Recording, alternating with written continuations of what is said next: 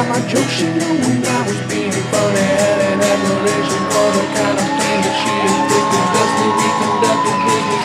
Gonna make a lot of Thank you so much. money. Appreciate you guys coming. I've had a weird couple of weeks. I recently had to deliver my grandfather's eulogy rebuttal. So this is a layup compared to that. I'll tell you guys a little bit about myself. When I was a little kid, my neighbor and I designed and built our own parachutes. And in order to test them, we jumped off the roof of my house. I broke my leg. My neighbor broke both of his, proving mine to be the superior design.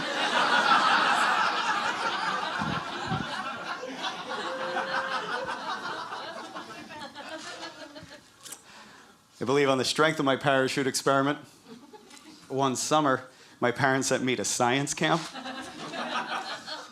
It's about as fun as it sounds. It's science camp, so you're not allowed to believe in things like ghosts. We told low probability event stories around the campfire.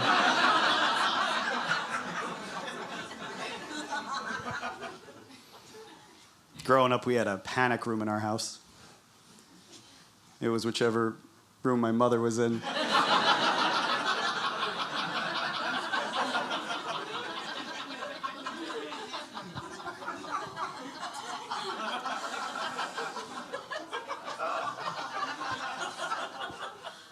I don't think I did very much to ease my poor mother's anxieties.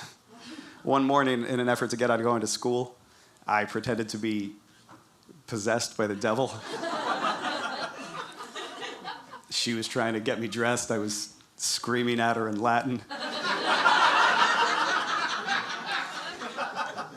It didn't take her long to figure out that the real devil probably wouldn't just keep yelling "E pluribus unum" over and over again.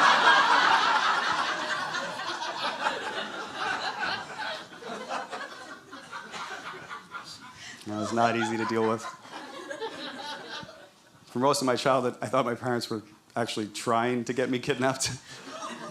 Our stranger safe word was candy.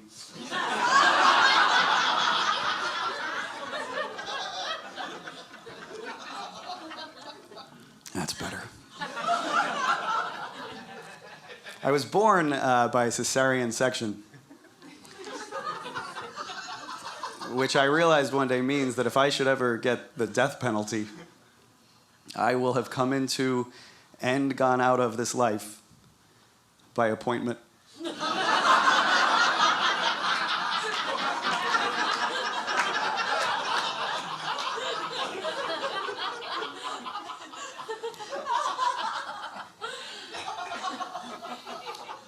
I've heard it said that both the happiest and saddest day in a man's life is the first time he beats his father at something. And when I was 16, for the first time, I beat my father at golf. And we were walking off the 18th green, and we got hit with this weird feeling, like he was looking at me with pride, like I was becoming a man. But at the same time, he was feeling an eerie sense of his own mortality. And I got hit with the really normal but awful guilt for having cheated.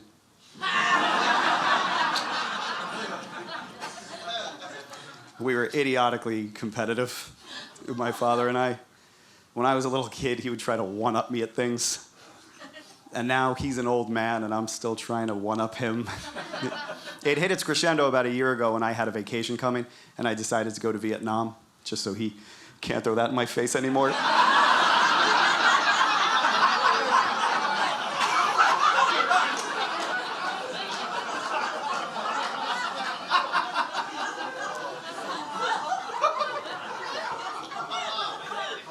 Technically, he still, he killed more people.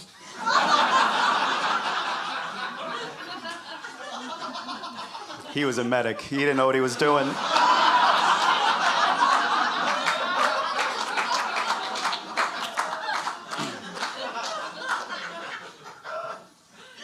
He was also, he was terrible at explaining things to children. I don't know if anyone had a father like that. It was almost like he had never been one. When I was a little kid, I was terrified of the dark. And one day, my father had enough of it. And he sat me down and he explained that there's no reason to be afraid of the dark. Because in the dark, you can't see who's there.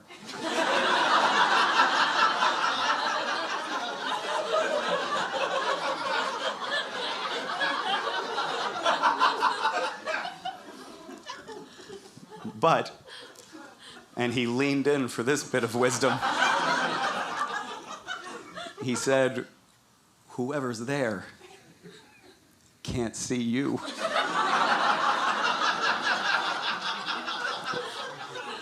Yeah, because the level playing field is what upsets a child about the dark. I wish I could have responded to my father at 7 years old in the same tone that he was talking to me, like, Dad, I've been looking at the dark the wrong way. What I've been experiencing as a primal fear is actually an opportunity for a battle of wits around my bedroom against the boogeyman who you seem to be suggesting very well might be there. But he's dealing with the same set of disadvantages as I am.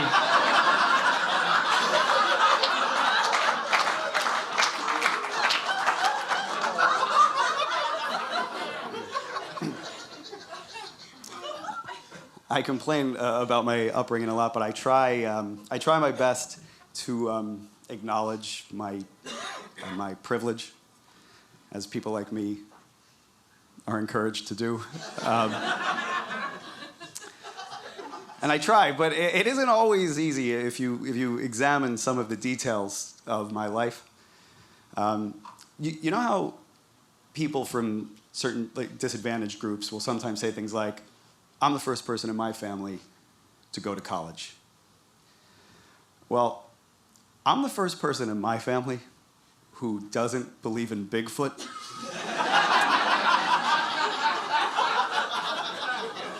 And I assure you, that is deeper than race or gender or sexual identity, whatever it is, and rightly so. Cryptozoology is a special category of stupidity. It's not like UFOs or God.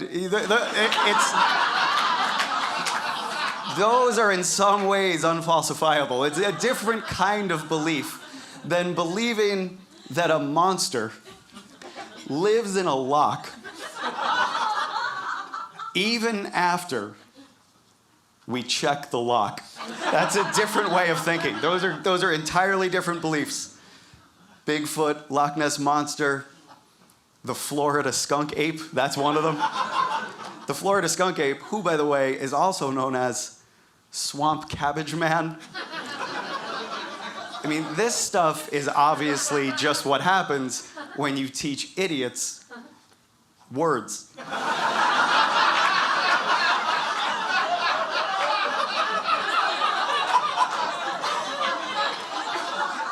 The average moron knows over 10,000 words. You allow enough time to pass, one of them's gonna blurt out Swamp Cabbage Man eventually. They'll get around to all of it.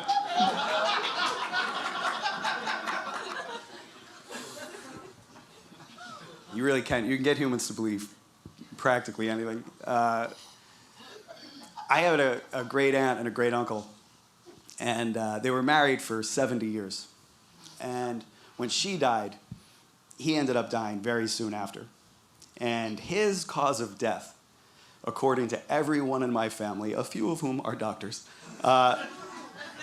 was that without her, he just didn't want to go on living anymore.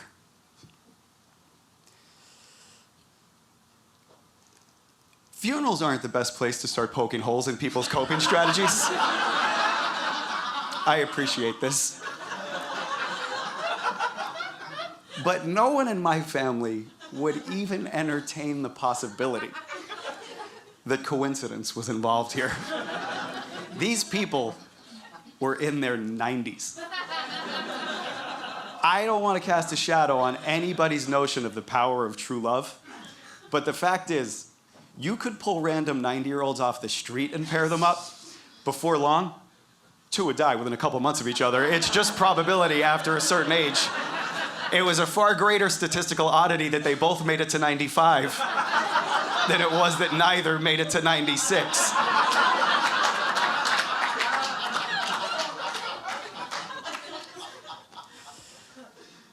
I just found out that the girl that I used to date in high school has decided to become a nun. And I've never heard that about anybody. So when I saw her, I asked her about it, and she said that that isn't her path anymore because now she's married to Jesus, which is creepy. With the age difference.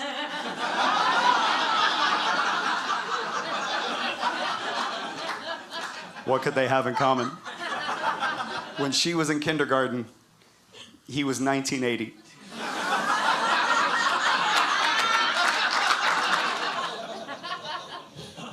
I'm not really proud of this fact, but whenever I drive past a cow,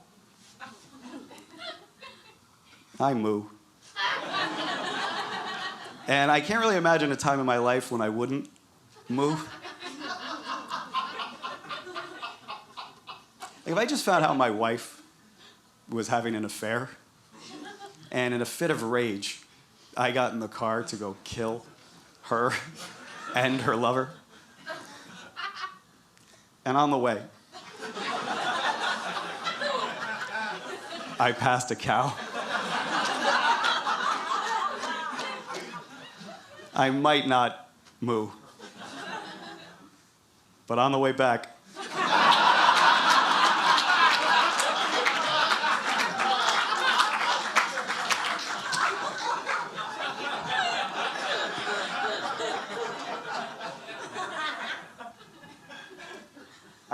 I don't really believe in hell, but I think if I had a personal hell, like my own personal hell, I always thought would be a never-ending staircase and a woman with a baby stroller struggling to get up it so that I would have to spend eternity pretending not to notice her.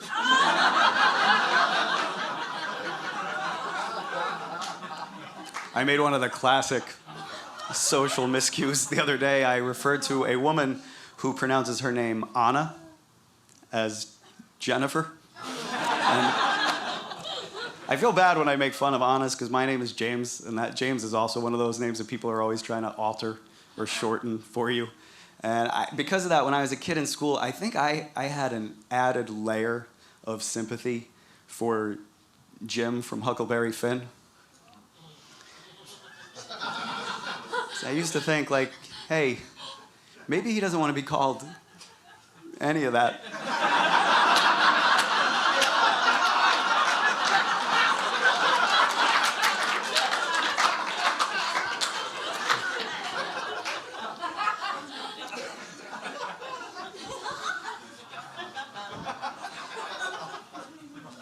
Sometimes when I'm alone in my apartment, I conduct what I call blind practice. And what I do is I blindfold myself, and then I see if I know my apartment well enough to hang myself.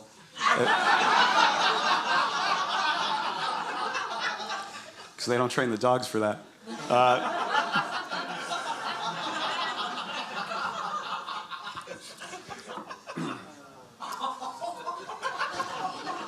I was reading a book recently about these sort of allegations against Michael Jackson. And it's everything you know, but it turns out, one thing I didn't know, that it turns out that in Michael Jackson's house, he had a secret room. And as a general rule, I don't care for pedophiles. But I love secret rooms. To the point I kind of decided that I think I'm going to have a secret room in my house someday, and I'm going to fill it with weird, perverted things that just never quite reach the level of illegal. Like, so when the cops raid my secret room, they're gonna find pornography and sex toys, and on the back there's gonna be a shrine full of pictures of a little boy, but the little boy's gonna be me. Have a good afternoon, officers. I win again.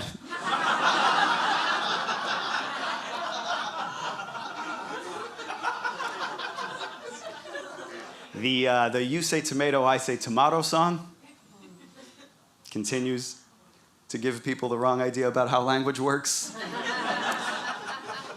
That song suggests this very laissez-faire attitude that is untrue 99% of the time in language. Tomato, tomato, and potato, potato are rare instances of wiggle room in pronunciation, but let uneducated people get their hands on this premise. They want to apply it to every grammatical mistake they make, every word they mispronounce. They're looking at you like you're crazy. They're like, look, you say toilet, I say turlet. And you say, no, turlet's not a word. You can't say turlet. And they say, well, what about tomato and tomato? And you say, well, you see, the problem is that you're poor. So you don't understand a range of things. And then it becomes class warfare. I mean, why even get involved in this discussion? That song should just go, you say tomato, and that's how you say it.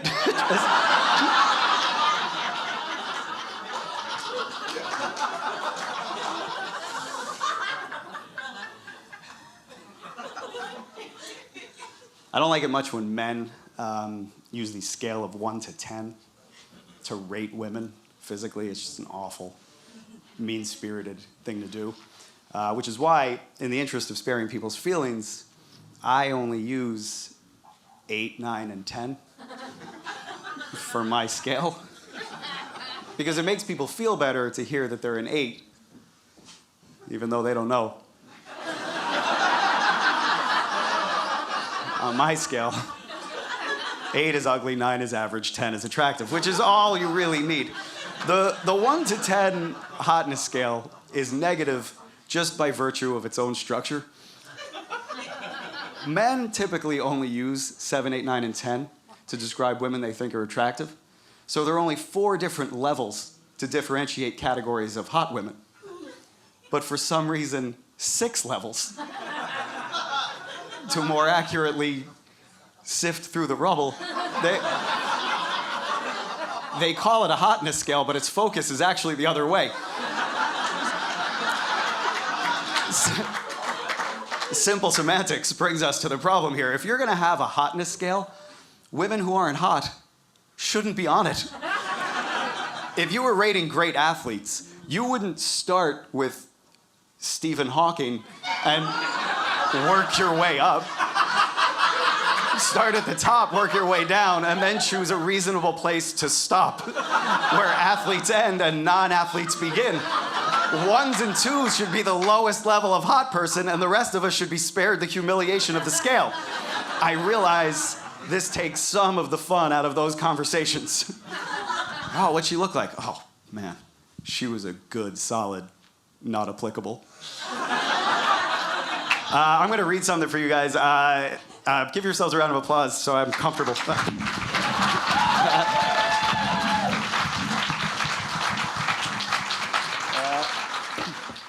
So many years ago when I was starting out doing stand-up, I wrote Bill Gates a letter asking him if he would pay my rent from now on.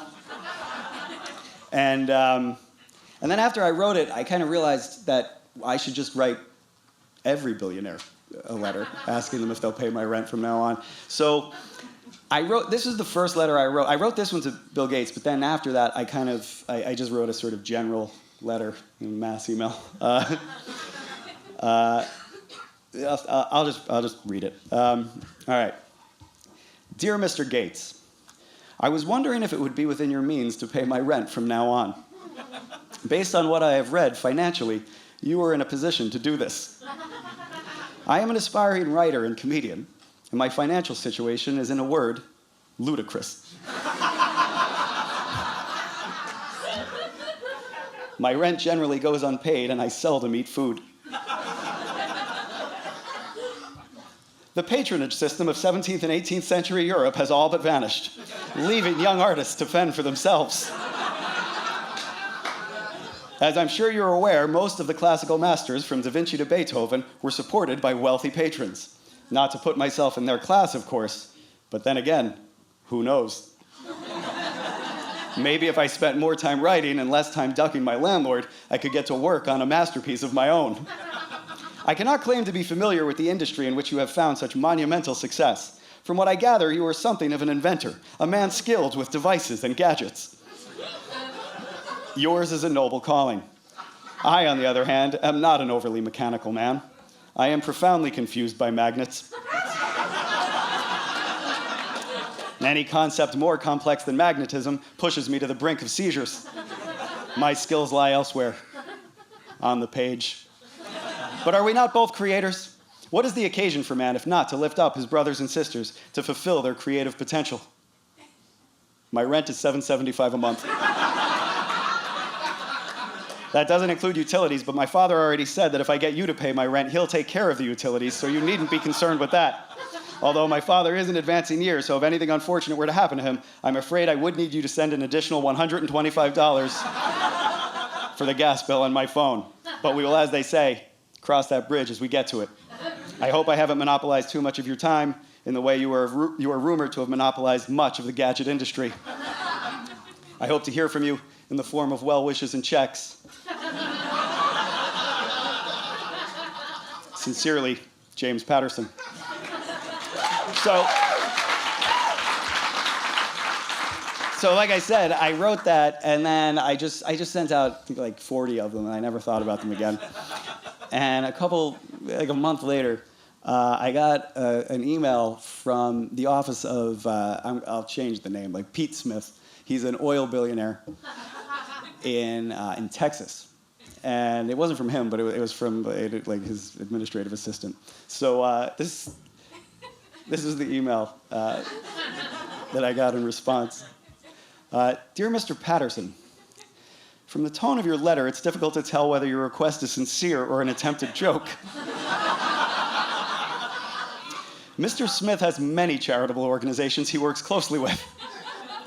And here she included a lot of information about UNICEF.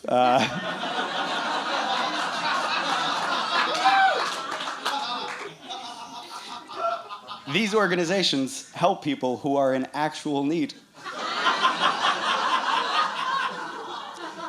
Please refrain from contacting this office again, as your letters will not be taken seriously. Sincerely, Maureen Reynolds. So I just immediately wrote another letter.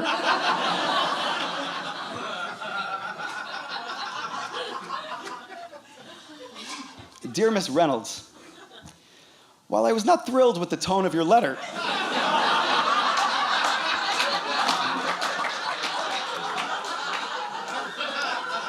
I do appreciate you getting back to me. None of the other billionaires did.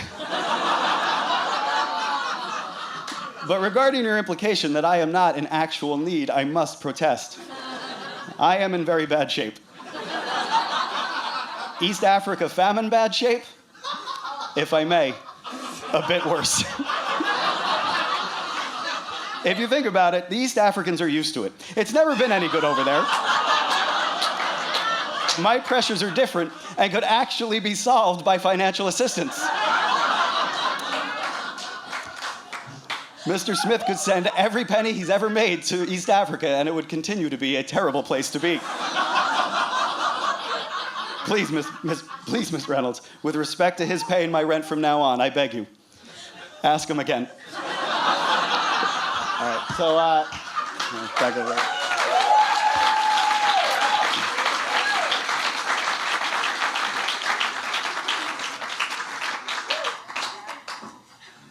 So I lived in this neighborhood years ago, and I'm back for the first time, and I was walking to the theater the other night, and for a split second, I thought I saw my ex-girlfriend on the street.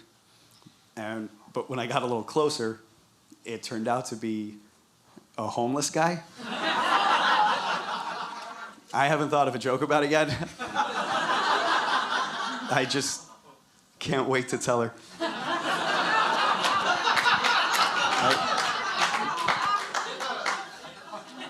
As when I was living here, I think it was about 14 years ago, on the first day of the second war in Iraq. And on that same day, I purchased my very first fish tank.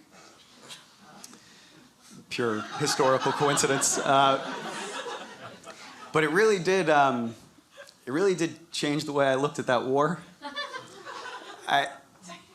I would never, I don't mean to say that it made me sympathize with Saddam Hussein, but it did teach me the invaluable lesson in life that it's hard to be in charge of things.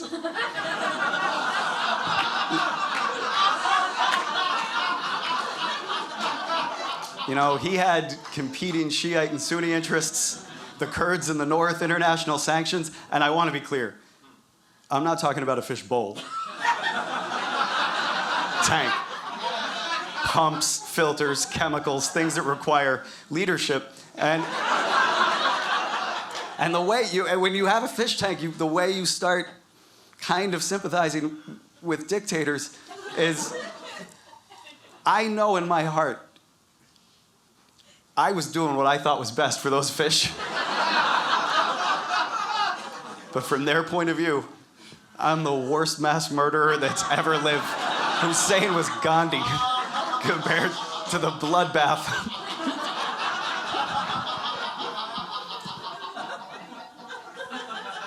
Do you guys like divisive political comedy that divides the audience and makes everybody uncomfortable? Is that, you like that? Good. Because I don't only have jokes that work. I got plenty of the other kind, too. I guess we'll wade right in. Are you guys familiar with the phenomenon of police officers shooting innocent people for no apparent reason? Have you guys met? Yes, miss, I know, but let me get the whites up to speed. They're shooting them. It's been going on for a while. So one thing I've noticed, whenever somebody is defending the cops, when in these cases, they always trot out the same argument. They always say that the cop has a right to get home safe to his family, which sounds right. But I realized one day you never really hear that same line of reasoning applied to firefighters. Like, for some reason, the fire department, a fireman can't just race up to a burning building and say, you know what, guys? My wife's making tacos tonight. I'm going to skip this. I'm going to get home safe to my family tonight. You know, if she were making meatloaf, I'd run right in there with you. You guys know me. Like, if you're a cop or a firefighter, courage and self-sacrifice, they're not just nice things to have. They're the whole job. That's the entire job. That's what you're paid to do. Like, in the old days, a captain would go down with a sinking ship for no reason.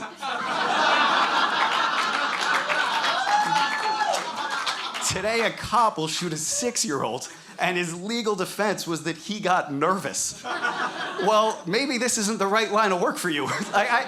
You might not be the right man for this job, and I'm not suggesting for a second that I would be the right man for that job. I would be shooting at bees. But that's why I didn't choose protect and serve.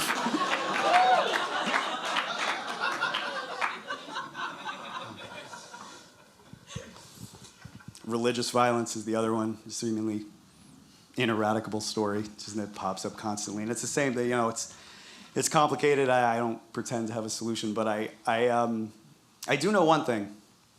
I think if we had to choose a group of people to turn into crazed suicide bombers who wanted to kill as many people as they could, I don't think we could do much better than picking religious people.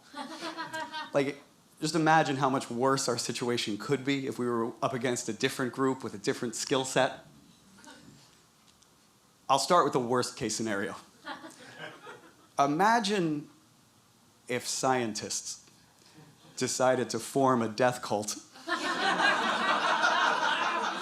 and wanted to kill as many people as they could.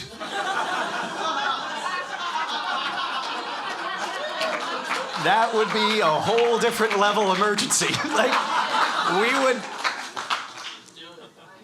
You give one evolutionary epidemiologist 10 minutes at the Center for Disease Control, he could wipe out cities like Godzilla, just like pestilence and plague and a tic-tac. And that's teachers, that's worst case. But there are tons of groups that I would be more afraid of. What if we were up against just regular teachers? Like, what if teachers went nuts? They already think they should have summers off. That's kind of crazy. Like, what? What if they said one day, you know what, spring too. If it's nice out, we're not working. I would be more afraid of them. Do you understand? Like, you see what happens to these terror groups? Like, ISIS has been relegated to weaponizing rental cars because they can't outsmart the TSA anymore. The TSA, that crack security unit, not paying attention at the airport. They made the terrorists take off their shoes, and the terrorist response was to call Enterprise. They're like, looks like we're driving, guys. We gotta... You think about it.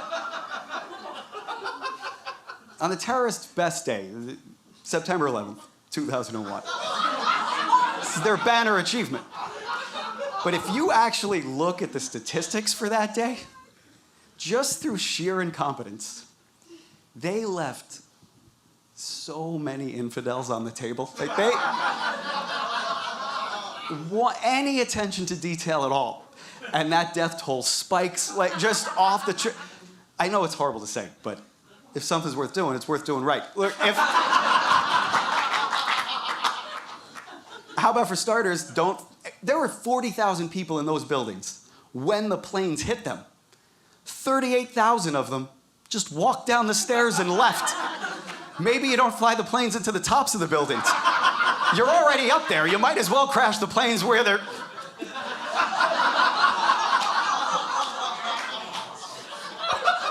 That's bad, but that's not even close to as bad as what happened here.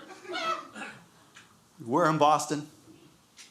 I'm sure many of the people in this room have been down to the finish line of the Boston Marathon. Those two simpletons walked into one of the most crowded places on Earth and killed 3 people with a bomb.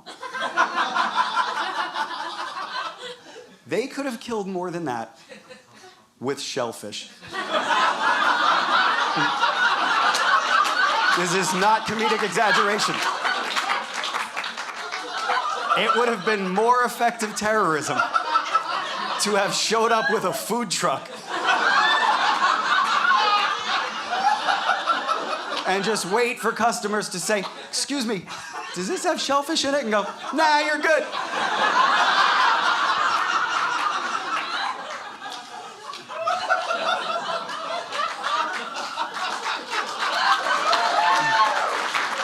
No, there's more. There's more. You understand, they're trying to kill as many people as they can. But they're religious half-wits, so they're no good at it. And it's always on my mind because I just know I would be so good at it. Like, I don't even like thinking about how good at it I would be.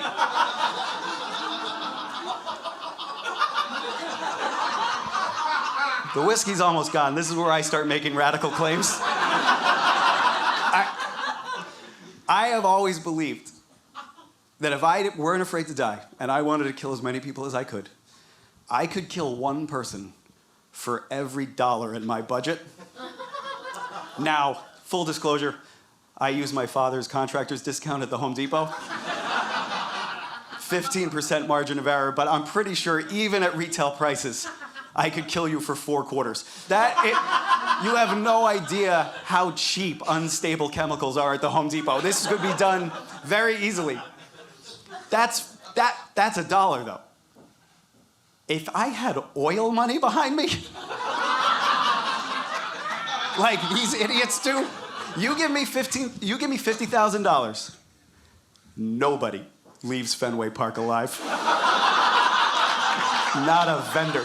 I'll get everybody.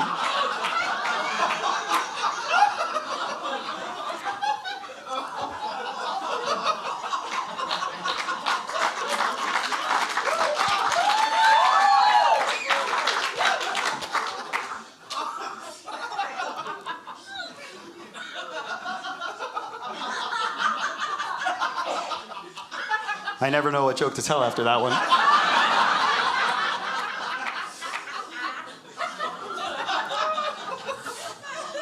I'm gonna tell a story. I don't know if you guys ever had the experience of this. I had a crazy doctor. It was really disconcerting. I don't have a doctor. I don't have a regular physician. You know, I just go where the poor people go and hope someone there speaks enough English for me to be able to explain what's wrong with me. And it's a weird, you know, I went and I got a physical from one doctor, and then I got the results from a different doctor. And the Republicans think this is too good a system. They need something with a lot more holes in it than that for me. So I'm getting the results from the physical from this doctor, and I should tell you that based on how I live, when I'm getting the results of a physical, I'm listening for liver function, number 1, STDs, number 2, and there is no number 3. Those are the only things that I'm afraid of, and that's what I'm thinking of. I don't even know how many digits your cholesterol has. Like it's all white noise. I'm just lasered in on those things. So I'm sitting across from this doctor, and she's going through my chart, and she had a weird accent. I don't know where she was from, but I'll try to approximate it. She's going through the chart, and she's like, you know, thyroid, good. This is good. This is good. Good. And then she stops suddenly. And she goes, may I ask one question? Do you drink? And as soon as she said drink, I was like, lay it on me. Here it comes. Like, I know where this is going. But it wasn't about that. She said, I will ask one question. Do you drink the tap water? I said, I have drank tap water. And she said, this is very bad. Because in the tap water, there is the fluoride. And the fluoride is a poison. And this woman went on to talk about fluoride for 20 minutes. I never saw a doctor do this. She took out her phone and opened up her pictures and started showing me memes from obvious conspiracy theorist websites. One after another. She had hundreds of them. Nothing scientific, just fluoride is poison in one font, fluoride is poison in a different font. Just went through them one after another, and I am writhing in my seat. I'm looking ahead on the chart, trying to see the HIV with the negative, but that's not how they write it. I had no idea. And so she gets done. I'm like, doctor, I'll never drink tap water again.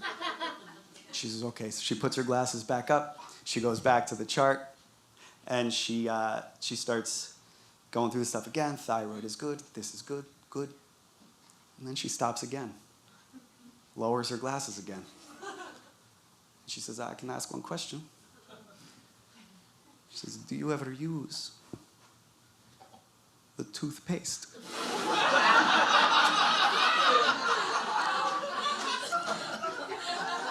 And she said it as though I would have no idea where this might be headed.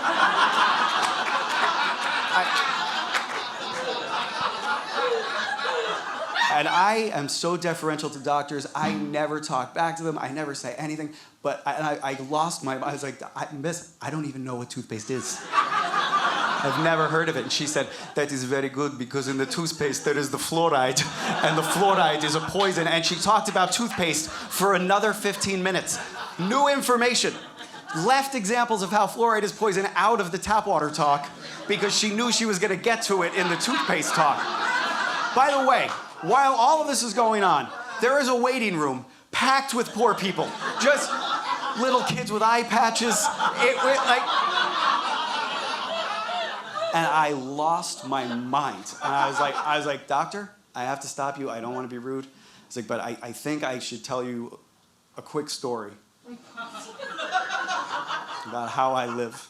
But about a month ago, I decided I had better go get a physical. Because the night before, I went home with a woman after drinking 15 glasses of whiskey, which according to the chart out in your lobby, falls squarely in the much too much range. And after this woman and I were in her apartment in the throes of hanging out, she looked at me and said, oh, don't worry, you don't have to use a condom because I am 100% clean.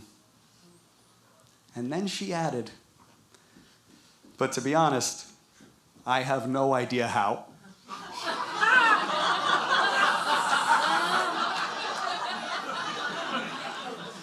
And on the strength of that account, I didn't use a condom.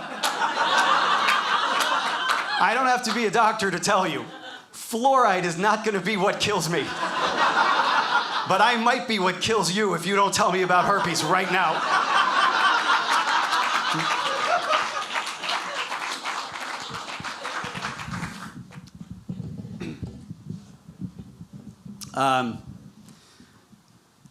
I got in a pretty big argument with my girlfriend before I left the apartment today. She said that my problem in life is that I never make plans. Little does she know, Operation New Girlfriend has been underway for months.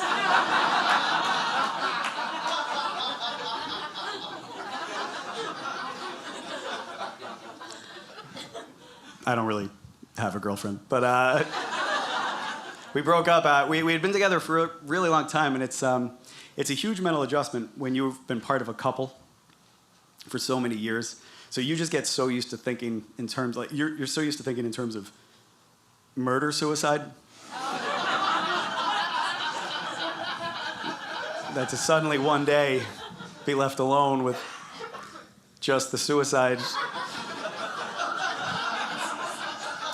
you really find yourself missing the murder.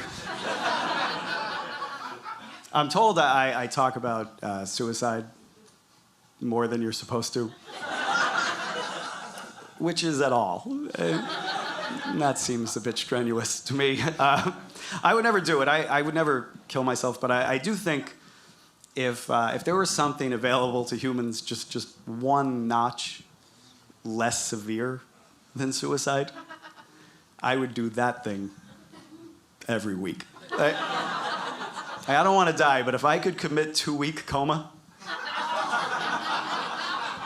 I might never make it through another conversation. Like, did you hear James 2-week coma himself? What happened? He said his apartment was too hot.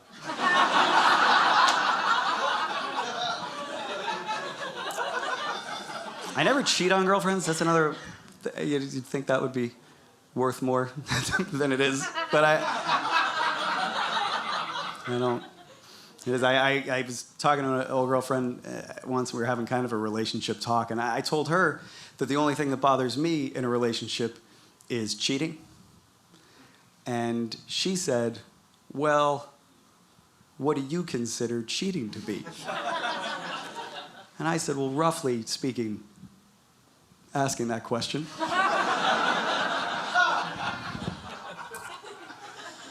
I never have. I've never cheated on a girlfriend. And I think It's not because I'm a good person. I think the main reason for that is because I personally never experience as much pleasure from sex as I do from playing the role of moral superior.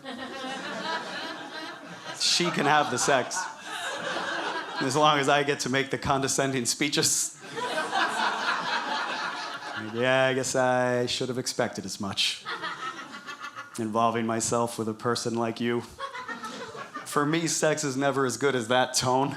That is sex. I have a cape that I wear. A little fan I set up for a dramatic flutter as I lecture. I'm going on a lot of horrible first dates now that I've been single for a while. And it's the other night I was out with this woman and we were in this kind of like noisy, hip sort of restaurant.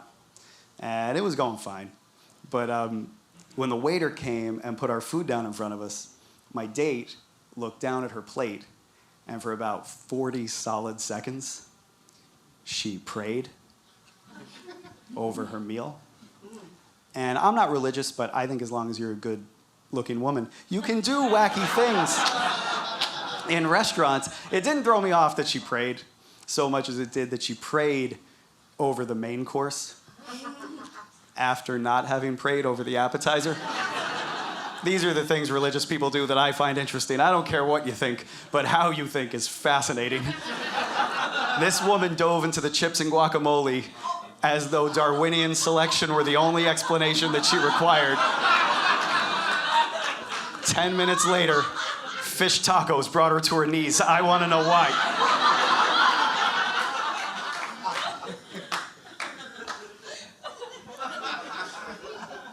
I'm bad at picking them, I guess. You know, there's a trick in engineering that's called the majority rule. And the way it works, a simple example is that sailors in the old days, they used to bring 3 of each instrument with them out to sea. And the idea was if you had one compass and it went haywire, you would have no way of knowing. If you had 2 compasses and one broke, you wouldn't know which one was right and which one was wrong. But if you had 3 compasses, you could be pretty sure that the 2 that are in agreement are correct. And I think that concept is the best argument I've ever heard in favor of polygamy. If you only have one, it's hard to tell when there's something wrong with it.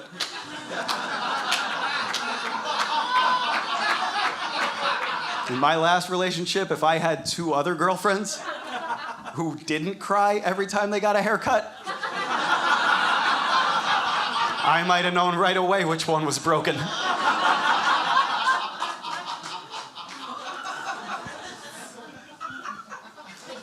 One thing I've discovered during this period, for some reason, where I've been single for a while, is that women, for some reason, find me to be an extremely unthreatening guy.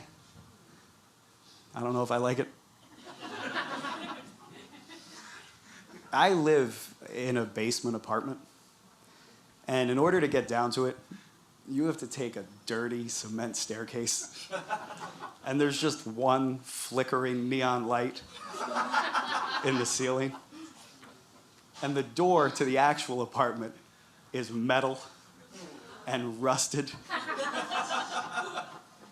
And women I just met follow me down there.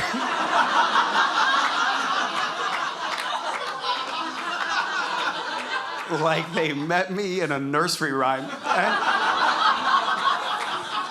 the other night, I was going home with this woman, and I know I shouldn't have said anything, but I was just about to unlatch this giant dungeon door. And I looked at her and I was like, hey, are you even considering where I might be taking you right now? And she said, oh my God. You don't have cats, do you? I'm allergic to cats.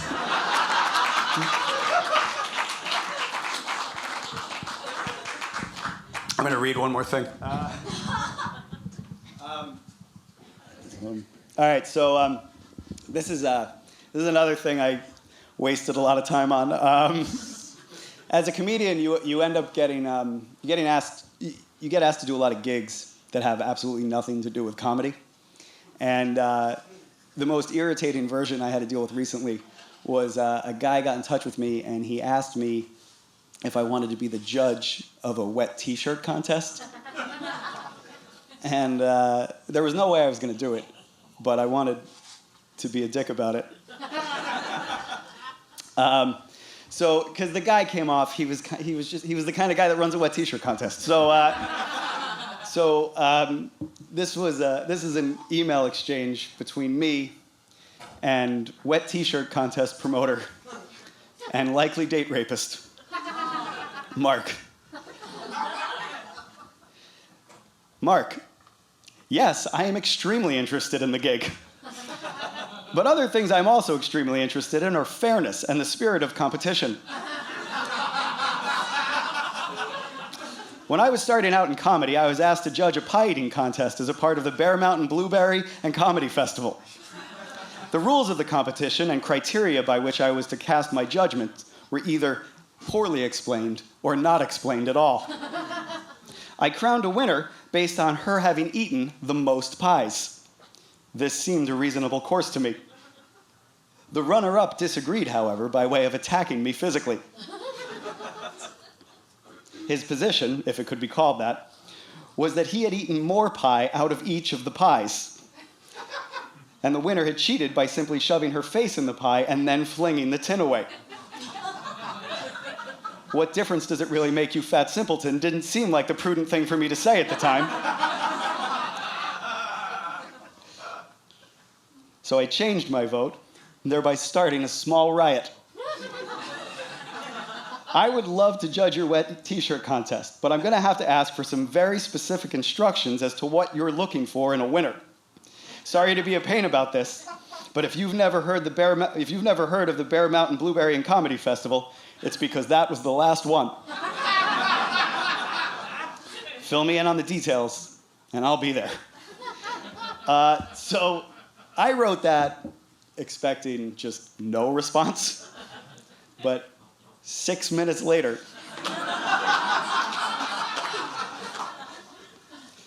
Mark responds, "Oh man, that sounds crazy."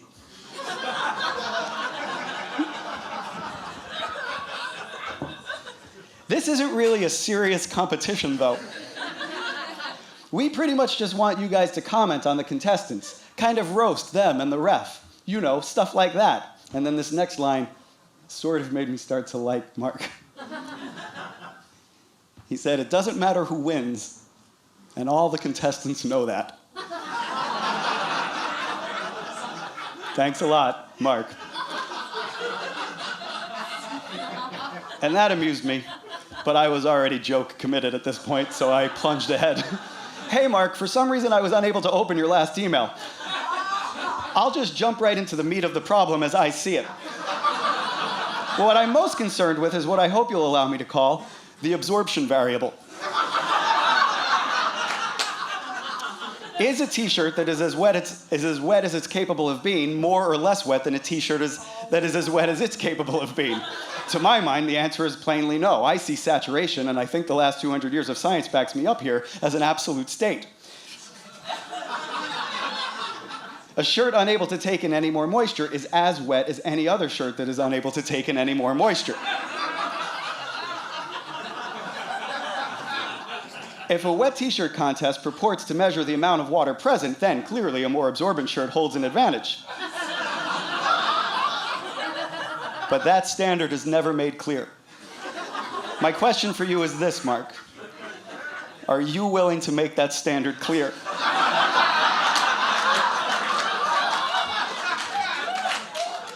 I really think we're onto something here. Talk to you soon, James. So I wrote that at 4 in the morning. And Mark, I guess he woke up the next morning. I think he kind of figured out what was going on. So he just wrote back, "Hey, James, you know what, man? Thanks anyway, but we already found someone for the gig. I'll keep you in mind for things I have down the road. Thanks again, Mark." So I concluded, "Hey, Mark, my cat jumped on my laptop and accidentally deleted your last email."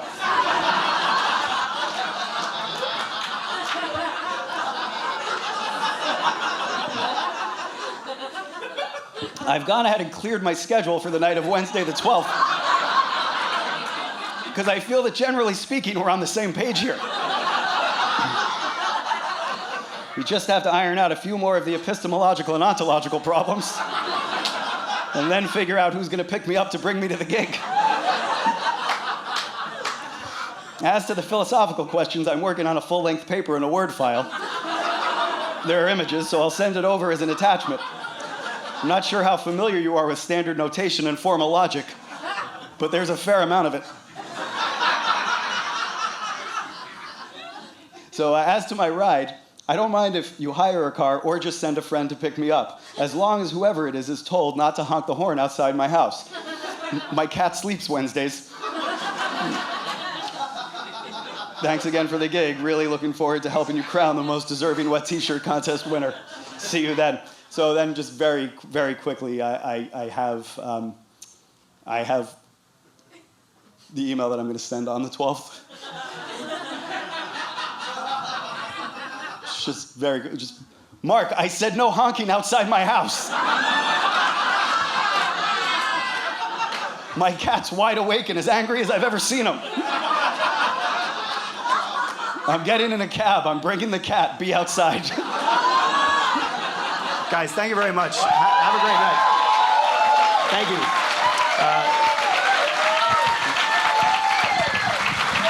Thank you very much.